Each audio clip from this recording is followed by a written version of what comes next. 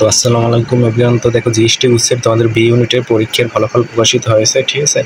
তো এবার দায়িত্ব ছিল মাওলানা ভাসানী বিজ্ঞান ও প্রযুক্তি বিশ্ববিদ্যালয়। তো দেখো এবার ৬৭,৬২৮ জন শিক্ষার্থী পরীক্ষায় অংশগ্রহণ করে, এর মধ্যে পাশ করেছে ৩১,৬৪১ জন, ঠিক আছে।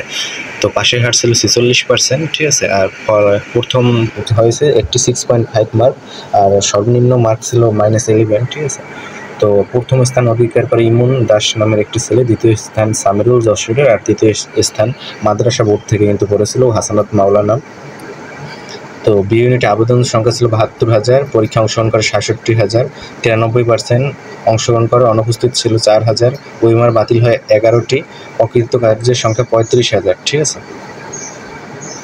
তো দেখো, তো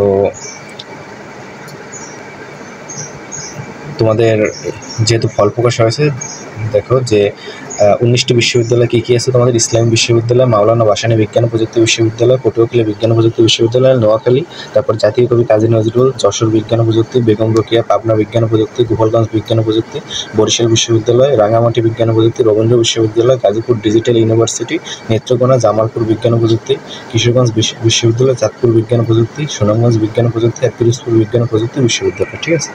এই তোমাদের বিশ্ববিদ্যালয়ের সংখ্যা, ঠিক আছে। তো আসন সংখ্যা জানা যায়নি যে এই 19টি বিশ্ববিদ্যালয় কতটি আর বি ইউনিটের জন্য আসন আছে, ঠিক আছে। তো পাশ করেছে কত, দেখো তোমাদের তাহলে ৩২,০০০ প্রায়, ঠিক আছে। এর মধ্য থেকেই আসন বন্টন হবে, ঠিক আছে। তো ধন্যবাদ সবাইকে।